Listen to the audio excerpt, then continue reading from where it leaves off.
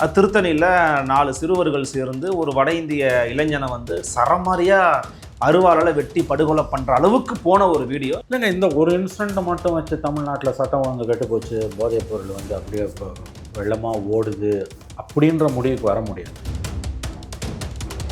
இது ஒரு racial attack கிடையாது. ரேஷியல் அட்டாக்னா இனவெறி தாக்குதல். மொழியால், மதத்தால், இனத்தால், வேறு மாநிலத்திலிருந்து இங்கே வரக்கூடியவர்கள்ன்றது ப்ராட் கிளாசிஃபிகேஷன் நான் ரேஷியல்னு சொல்லுவேன். இந்த விஷயத்தில் தமிழ்நாடு காவல்துறையுடைய வடக்கு மண்டல ஐஜி அஸ்ரா கார்க் அவர்கள் சொன்ன கருத்தை நான் ஏற்றுக்கொள்கிறேன். Yes, Asra Garg is right. முதல்ல இந்த வடவர் வடக்கன்றதெல்லாம் ரொம்ப தப்பான வார்த்தை. குறுகிய மனம் கொண்ட ஈன புத்தி கொண்ட, அதாவது உண்மையான தமிழன் பேச மாட்டான், தமிழ் மேலே பற்று இல்லாத, பிறர் மீது வெறுப்பை கக்கக்கூடிய, மொழியை பற்றியும் எதுவும் தெரியாது, தம் மாநிலத்தை பற்றியும் எதுவும் தெரியாது, படிக்கவும் மாட்டான். அன்ஃபார்ச்சுனேட்லி ஒரு 3 இளம் சிறார்கள் அவங்க. இப்போ அவங்கள வந்து நீங்கள் இதுவாக அடல்ட்டாக கூட கருத முடியாது. 17 வயசு. ஐ திங்க் நம்ம இதை ஐசோலேட்டட் இன்சிடெண்ட்டாக தான் பார்க்கணும்னு தான் எனக்கு தோணுது. அமைச்சர் ரெஸ்பான்ஸ் பார்த்தீங்களா? கஞ்சாவே கிடையாதுங்க தமிழ்நாட்டில் அப்படிங்கிற. இது வந்து வெந்த பொண்ணில் வேலை பார்த்து எல்லாருக்கும் தெரியும். கஞ்சா அவைலபிலிட்டி நிறையா போயிருக்கு. நான் கேட்குறேன், கண்ணு முன்னால் ஒரு இன்சிடென்ட் நடக்குது, கஞ்சா வெள்ளமாக ஓடுதுன்றது எல்லாருக்கும் தெரியுதுங்க. அப்போ வந்து கஞ்சா ஒரு துளி கஞ்சா கூட இங்கே இல்லைன்னா யாராவது போய் சொல்கிறதுக்கு ஒரு அளவு.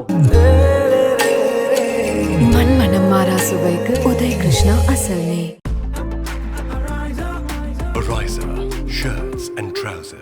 வணக்கம் சார்.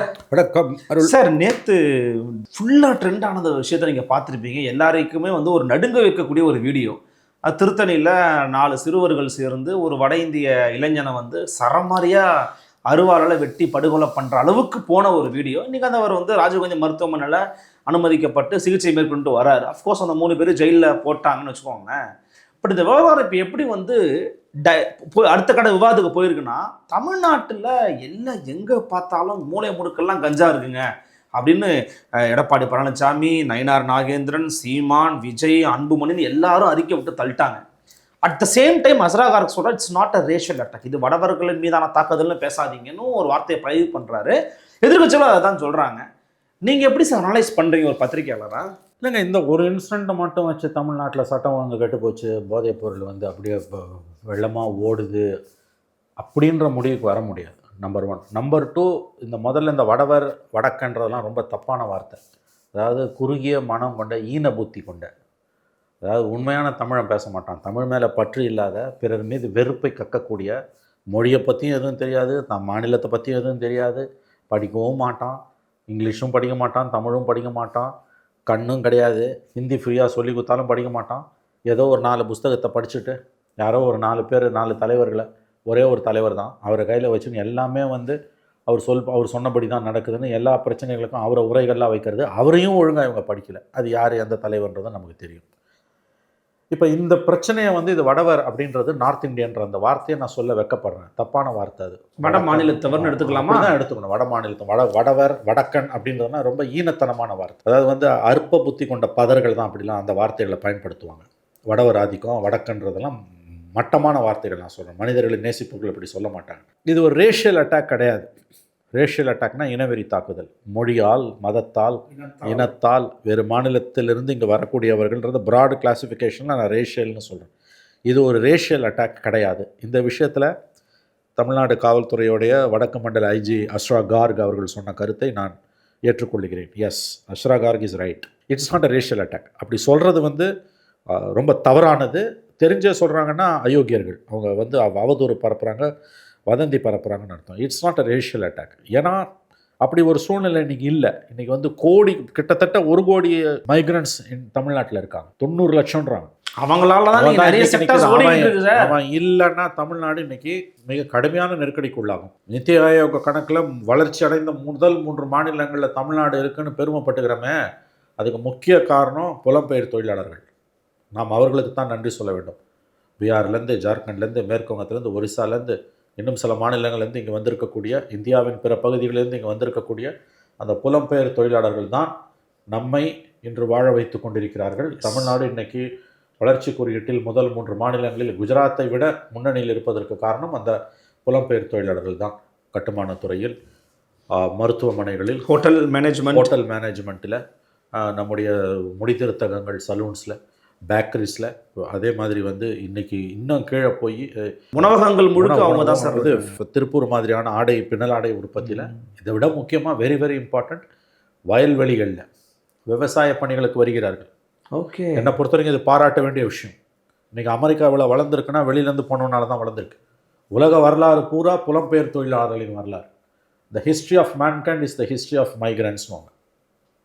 ஆகவே நாம் அவர்களை இருகரம் கூப்பி வரவேற்கிறோம். அவர்கள் நம்மை வாழ வைக்கிறார்கள், நாம் அவர்களை வாழ வைக்கிறோம்.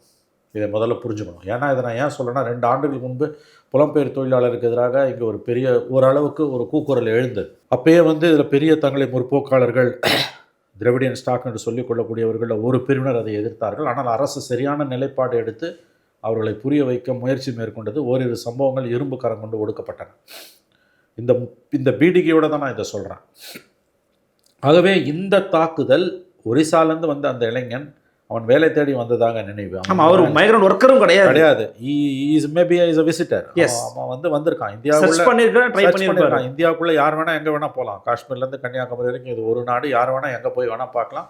வேலையே பண்ணாமல் சும்மா கூட சுற்றிட்டு இருக்கலாம். அவன் ஒரு வழிபோக்கனாக கூட இருக்கலாம். அதற்கும் அவனுக்கு உரிமை உண்டு. ஒரு ஊராக போய் பிச்சை எடுக்கிறது கூட அவனுக்கு உரிமை உண்டு. அப்படிப்பட்ட ஒரு இளைஞன் அன்ஃபார்ச்சுனேட்லி ஒரு 3 இளம் சிறார்கள் அவங்க. இப்போ அவங்கள வந்து நீங்கள் இதுவாக அடல்ட்டாக கூட கருத முடியாது. 17 வயசு. ஸோ அவர்கள் கஞ்சா போதையில் வெட்டியதாக வழக்கு. அந்த வீடியோஸை நம்ம பார்க்குறோம். ஐ திங்க் நம்ம இதை ஐசோலேட்டட் இன்சிடெண்ட்டாக தான் பார்க்கணும் தான் எனக்கு தோணுது. இதை வச்சு தமிழ்நாட்டை எடை போடுறதும், தமிழ்நாட்டில் வந்து 2 விஷயம். தமிழ்நாட்டில் வந்து மைக்ரன்ஸுக்கு எதிரான அட்டாக் பெருகுன்றதும், இல்லை தமிழ்நாட்டில் வந்து கஞ்சா வெள்ளமாக ஓடுது அப்படின்றது 2 முடிவுக்கும் வர முடியாதுன்னு தான் நான் நினைக்கிறேன். இது ஒரு ஐசோலேட்டட் இன்சிடெண்ட்டாக தான் பார்க்குறேன். பட் இட்ஸ் அ வேக்கப் கால். நான் ஒத்துக்கிறேன். இதில் வந்து இதை வந்து ரேஷியல் அட்டாக்னு யாராவது சொல்லுவாங்கன்னா, ஐம் சாரி, இது ரொம்ப தவறு. அப்படி பேசக்கூடாது. அப்படி பேசுகிறாங்கன்னா அது அப்படி இல்லைன்னு நிறுவக்கூடிய கடமை அரசுக்கு இருக்குது. அரசு அதை சரியாக செஞ்சுருக்குன்னு தான் நான் நினைக்கிறேன். முதல்ல ஒரு க்ரைம் நடக்கும்போது நம்ம புரிஞ்சுக்க வேண்டிய ஒரு விஷயம் என்னென்னா, quantitative difference and qualitative difference வாங்க. 10 கொலைகள் தனி மனித ஆதாயத்திற்காக நடக்கலாம், அல்லது வேறு சில காரணங்களுக்காக நடக்கலாம். ஆனால் ஒரு கொள்கைக்காக, கோட்பாட்டுக்காக ஒரே ஒரு கொலை நடக்குதுன்னா அது ஆபத்தானது. That's call qualitative difference. Okay, 10 கொலை நடக்குதுங்க.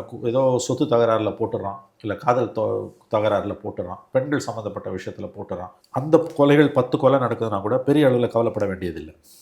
அதுக்கு தடுக்கிறதுக்கு வேறு வழிகள் இருக்குது அரசுக்கு. பட் அது சமூகத்துக்கு பெரிய ஆபத்து கிடையாது என்னை பொறுத்த வரைக்கும். அலாமிங்னுவாங்க, அது கிடையாது. இஷ்யூ தான், but need not bothered much. பெரிய அளவில் நீ கவலைப்பட வேணும். ஆனால் ஏதாவது ஒரு கொள்கைக்காக, அது எந்த டேஷ் இசமாக கூட இருக்கலாம், அதற்காக ஒருவன் காசு வாங்கிக்கிட்டோ வாங்காமலோ ஒரு படுகொலை நடக்குதுன்னா அதுதான் அலாமிங். அப்படி பார்க்கும்போது இந்த இன்சிடெண்ட் வந்து இது எங்கே வேணால் நடக்கலாம், யாருக்கு வேணால் நடக்கலாம். அதையும் சொல்கிறேன். ஒரு போதையில் இந்த மாதிரியான ஒரு சம்பவம் நடக்கும்போது 3 பேர் இருக்காங்க அல்லது 4 பேர் இருக்காங்க, கையில் ஆயுதங்களோடு இருக்காங்க. ஒரு நிராயுதபாணியாக ஒருத்தன் மாட்டிக்கிறான்னா முடிஞ்சதுக்கு அது அவ்வளோதான். அவன் தமிழனா வட இந்தியா யாரும் பார்க்க மாட்டான். இயற்கை விட்ட வழி, ஆண்டவன் காப்பாற்றணும் இல்லை இயற்கை காப்பாற்றணும்னு. அங்கே யாராவது கொஞ்சம் பலசாலிகள் இருந்தாங்க, போலீஸ் இருக்குது, தடுத்தாங்கன்னா உயிர் தப்பிக்கும், இல்லைன்னா கதை முடிஞ்சுது, அவ்வளோதான். ஆகவே வந்து இது இயற்கையின் அமைப்பு இது. சரி, பட் இதில் எங்கே பிரச்சனை வருதுன்னா, ஒரு தரப்பு இது ரேஷியல் அட்டாக்னு சொல்கிறது, அதை அரசு மறுக்குது. அரசு சொல்வதை நான் ஏற்றுக்கொள்கிறேன். It is not a racial attack. அது வந்து ரொம்ப அயோக்கியத்தனமான வாதம் தான் நான் பார்க்குறேன். அப்படி ஒரு சூழல் இல்லை. அப்படி பார்த்தா நமக்கு தெரிஞ்ச இடம்லாம் வந்து மைக்ரன்ஸ் தான் இருக்காங்க. ஹோட்டலுக்கு சாப்பிட போனால் அசாம்லேருந்து ஒரு பையன் வந்து நமக்கு தண்ணி எடுத்து வந்து வைக்கிறான். மெடிக்கல் ஷாப்புக்கு போனீங்கன்னா மேகாலயாவில் இருக்க ஒரு பொண்ணு தான் நமக்கு மருந்து எடுத்து கொடுக்குது. கன்ஸ்ட்ரக்ஷன் சைட்டுக்கு போனோன்னா பெங்காலி ஒர்க்கர்ஸ் தான் அங்கே இருக்காங்க. கேன்டீனுக்கு போனீங்கன்னா எல்லா மாநிலத்தை சார்ந்தவனும் அங்கே வேலை செஞ்சுக்கிட்டு இருக்கான். இப்போ வயல்வெளிகள் வரைக்கும் கூட வந்தாச்சு. இப்போ இந்த நேரத்தில் 2வது ஆஸ்பெக்டாக பார்க்கப்பட வேண்டியது இந்த கஞ்சா.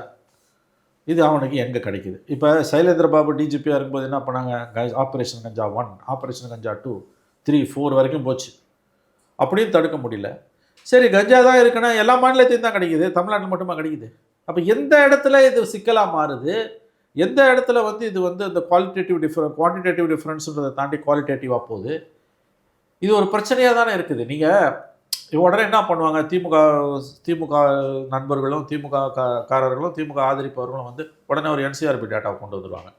இது பாருங்கள், இல்லவே இல்லை, அதை விட கம்மியாக இருக்குது, இதை விட ஜார்க்கண்டில் அதிகம், குஜராத்தில் அதிகம், மோடி ஆளக்கூடிய குஜராத்தில் அதிகம், ஊபியை பார், பீகாரை பார், பீகாரை பாருன்னுவாங்க. ஆனால் கண்ணு முன்னால் நம்ம பார்க்கறது இங்கே கஞ்சா தான் உங்களுக்கு. பட் அமைச்சர் ரெஸ்பான்ஸ் பார்த்தீங்களா சார்? என்ன சொல்றாருன்னா ஜீரோ கல்டிவேஷன் இன் தமிழ்நாடு, கஞ்சாவே கிடையாதுங்க தமிழ்நாட்டில் அப்படிங்கிற. ஏதாவது எனக்கு என்ன சொல்றதுன்னு தெரியல. நண்பர் மாசு, உங்க நண்பர் மாசு, நல்ல நண்பர் தான் அவர். ஏன் இப்பெல்லாம் இப்படி பேசுறாருன்னு தான் எனக்கு புரியல.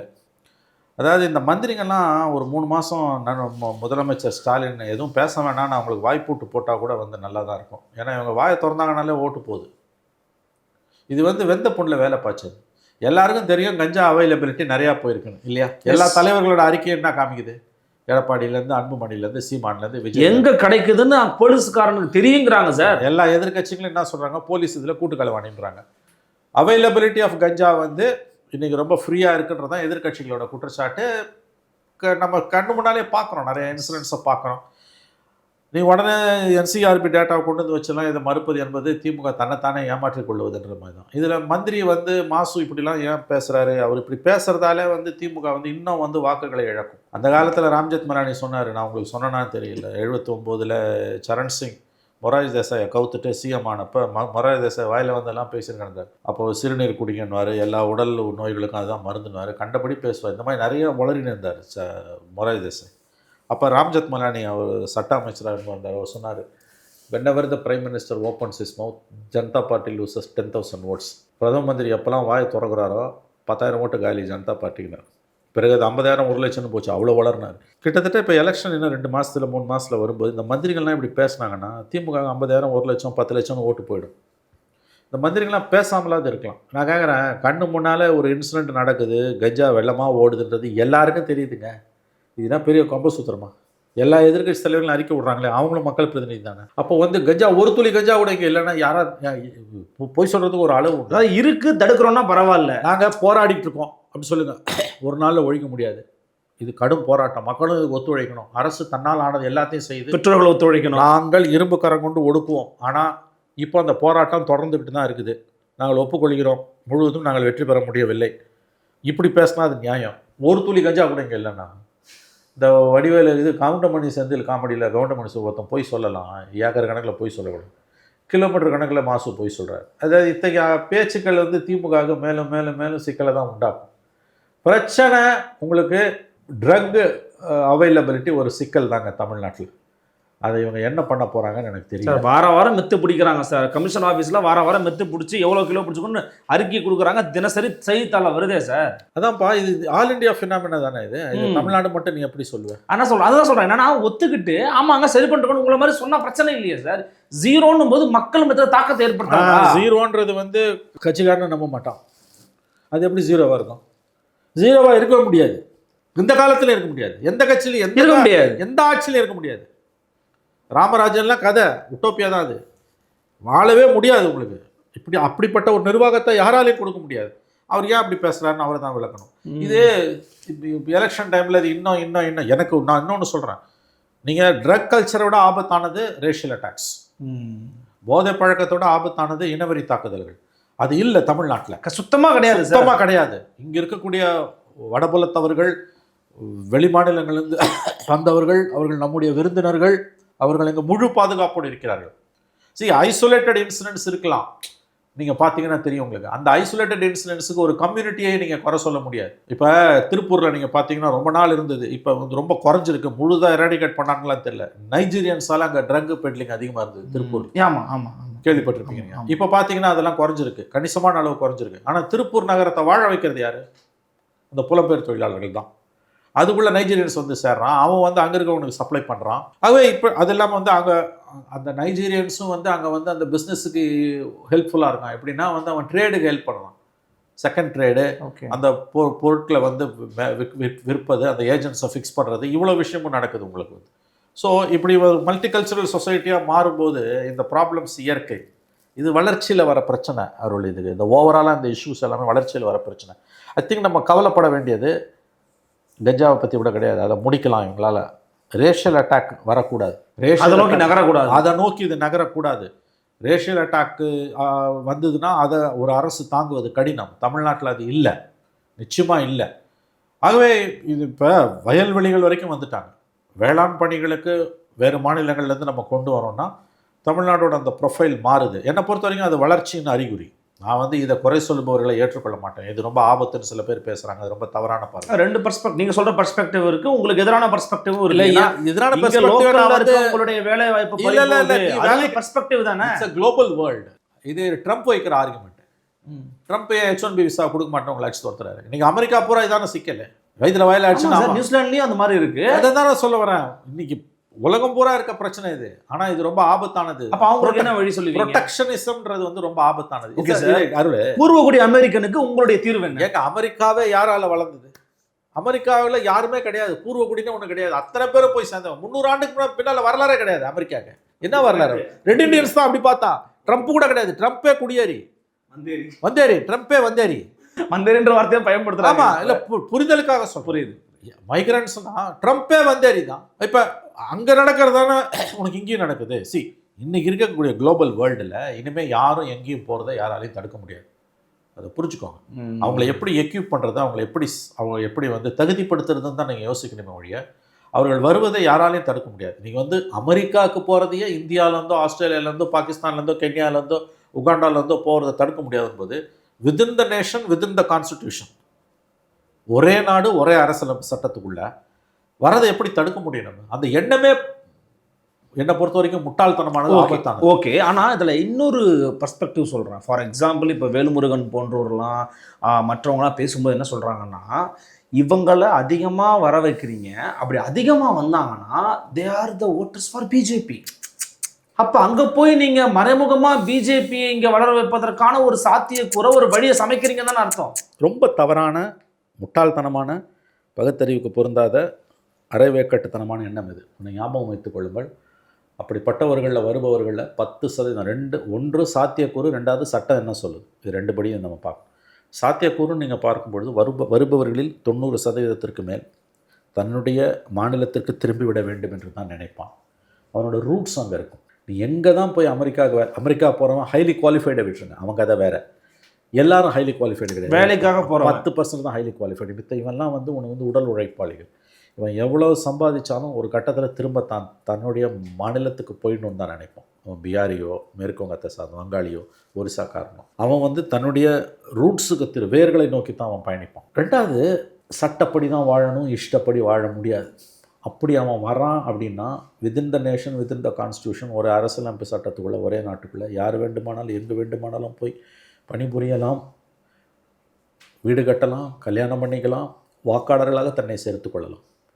அப்போ இது ரெண்டுமே நடைமுறையும் சட்டமும் இந்த ஆர்குமெண்ட்டுக்கு எதிராக இருக்கும்பொழுது இப்படி பேசுவது என்பது என்னை பொறுத்தவரையில் வந்து ரொம்ப ஒரு குறுகிய மனம் கொண்டது. இன்றைய உலகின், நவீன உலகின் சாத்தியக்கூறுகள், அதனுடைய தன்மைகள் அது தெரியாதவர்கள் தான் இப்படி பேசுவாங்க. இது வந்து எல்லா நாட்டிலையும் எல்லா ஊர்லேயும் இருக்குது. மண்ணின் வட்டால் நாகராஜ் மாதிரி தான் இது.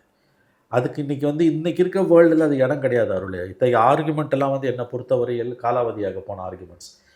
இப்படி பேசுபவர்கள் அது மேம்போக்காக பார்க்கும்போது அதில் ஏதோ வந்து அப்படி தமிழ்நாட்டுக்குள்ளே இருக்கக்கூட ஆர்ஆர்பிக்குள்ளே, ரயில்வே ரெக்ரூட்மெண்ட் போர்டுக்குள்ளே நம்ம வந்து நிறைய நார்த் இந்தியன்ஸை நம்ம முக்கியமான பொறுப்புகளில் பார்க்குறோம்.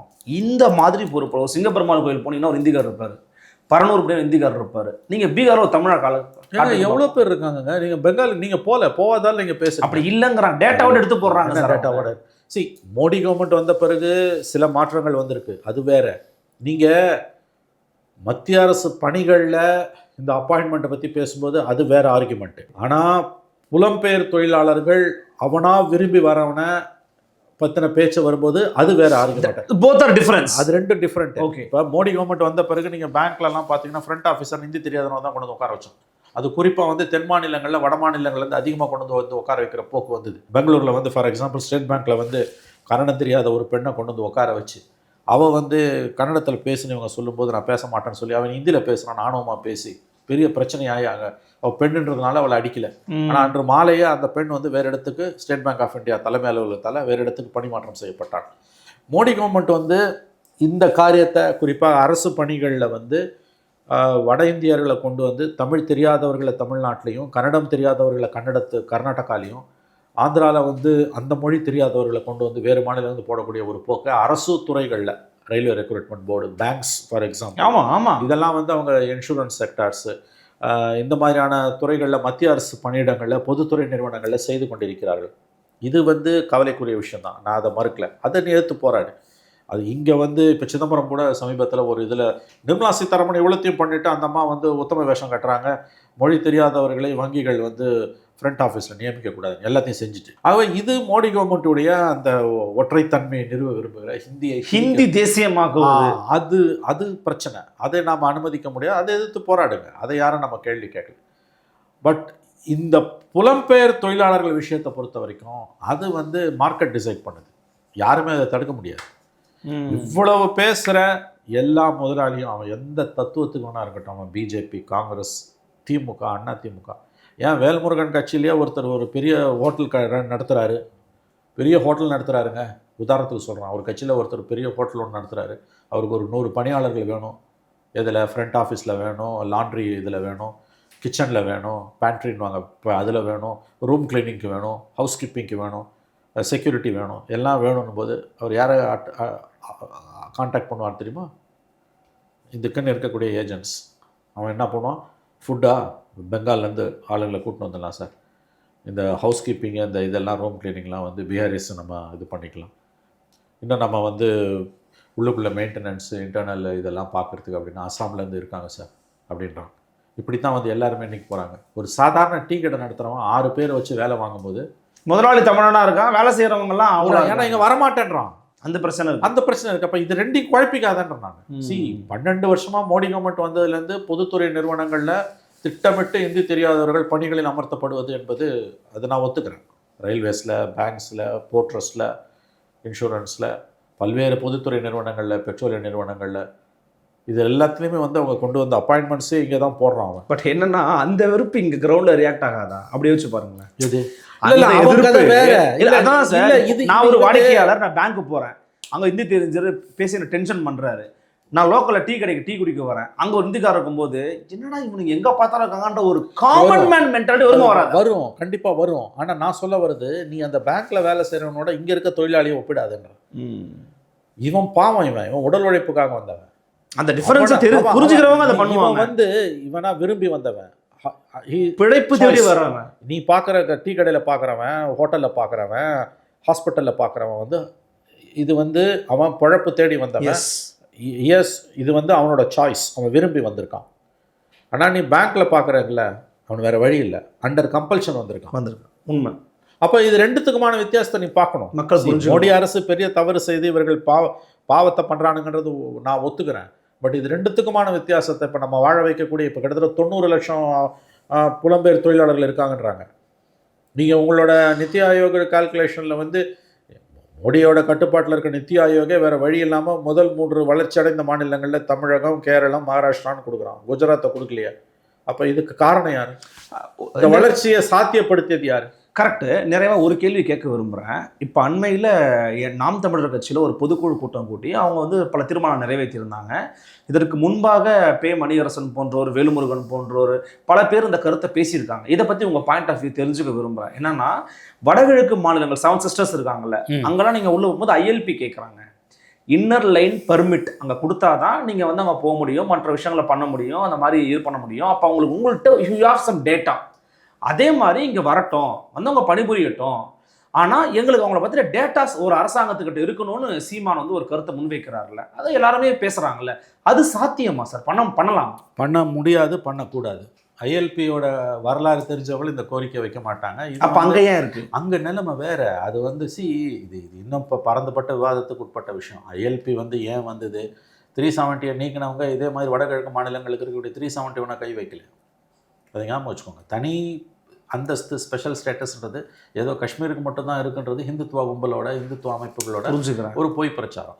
வடகிழக்கு மாநிலங்களை பொறுத்த வரைக்கும் அங்கே வந்து அந்த அவர்களுக்கே உரிய வாழ்க்கை நெறிமுறைகள் மற்றும் அங்கே இருக்கக்கூடிய இயற்கை வளங்கள், இன்னொன்று அந்த இருக்கக்கூடிய பார்டர்ஸ். ILPன்றதே முதல்ல ராங் கான்செப்ட். ILP அங்கேருந்து எடுக்கணுன்றது தான் வாதமாக இருக்க முடியுமே தவிர தமிழ்நாட்டுக்கு ILPயை கொண்டு வரணுன்றதும் வாதமாக இருக்கக்கூடாது. என்ன சார் சொல்கிறீங்க? ஆமாம், நேச்சுரலி ILP நீ வந்து எல்லா ஸ்டேட்டுக்கும் நீ கொடுத்தினா இது ஒரு நாடு கிடையாது. நான் ILP எனக்கு வேணுன்றது தமிழ்நாடு மட்டும் கேட்காது, நாளைக்கு மகாராஷ்டிரா கேட்கும். இது வந்து உங்களுக்கு வந்து நான் சொல்கிறேங்க, இது தனிநாடு கோரிக்கைக்கான ஒரு முன் அறிவிப்பு. நீ கேட்டின ILP இவங்க பேமணி அரசனோ வேல்முருகனோ யார் சொன்னாங்கனாலும் என்னை பொறுத்தவரையில் அது தவறான ஆர்குமெண்ட்டு. வடகிழக்கோட ஐஎல்பி இங்கே நீங்கள் ஒப்பிடவே முடியாது. அந்த கோரிக்கையை வாக்கு வங்கி அரசியல் இருக்கக்கூடிய ஒரு கட்சி செய்யும் என்றால் அந்த கட்சி கடும் ஆபத்துக்குள்ளாகும். ஐஎல்பியை பற்றி திமுகவோ அதிமுக விடுங்க, அது ஒரு கட்சியே கிடையாது. திமுகவை எடுத்துக்கோங்க.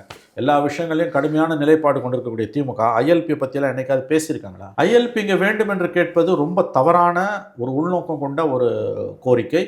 பிரச்சனையை அது தீர்க்காதுங்க. வடகிழக்கு மாநிலங்களோட நிலைமை வேறு, நம்ம நிலைமை வேறு, அதை புரிஞ்சுக்கோங்க. அது அங்கே பல சிக்கல்கள் இருக்குது. இந்தியா ஆஸ் அ நேஷன் நீங்கள் பார்த்தீங்கன்னா ஒரு கண்ட்ரியாக நம்ம 3000 ஆண்டு கால பழமை, நிச்சயமாக அதில் சந்தேகமே கிடையாது. பட் ஒரு மாடர்ன் ஸ்டேட்டுன்னு பார்த்தீங்கன்னா நம்ம ஒரு குழந்தை, ஒரு 75, 78, 80 வருஷம் தான் ஆகுது. இன்னமும் அது ஒரு வலிமையான அரசாக உருவெடுக்கலை. அதை ஒருங்கிணைந்து அதை ஒரு இன்னும் பச்சையாக சொல்கிறதுனா, இனிமேல் யாரும் பிரிஞ்சு போகாமல் இந்த கட்டமைப்பை அப்படியே மேலே கொண்டு போகணுன்றது தான் காங்கிரஸ் பிஜேபி 2 பேரோட எண்ணமும் கம்யூனிஸ்டுகளோட எண்ணமும் நீங்கள் பார்த்தீங்கன்னா. அதனால தான் 370 நீக்கினதுக்கு சுப்ரீம் கோர்ட் அப்ரூவல் கொடுக்குது. அதுக்கு பிறகு அதை பற்றி யாருமே பேசலை. வடகிழக்கு மாநிலங்கள் என்றைக்குமே ஒரு பாய்லிங் ஸ்டேஜில் இருக்குது. அதுக்குள்ளே இருக்கக்கூடிய அந்த செப்பரேட்டிஸ்ட் டெண்டன்சிஸ், தனிநாடு கோரிக்கைக்கான விதைகள் அங்கே உள்ளே இருந்துக்கிட்டே கொதிநிலையிலே இருக்குது. இது புரிஞ்சுதுன்னா உங்களுக்கு இது புரியும். எனவே இந்த சப்ஜெக்டை பற்றி நம்ம இதுக்கு மேலே டீப்பாக பேசணும்.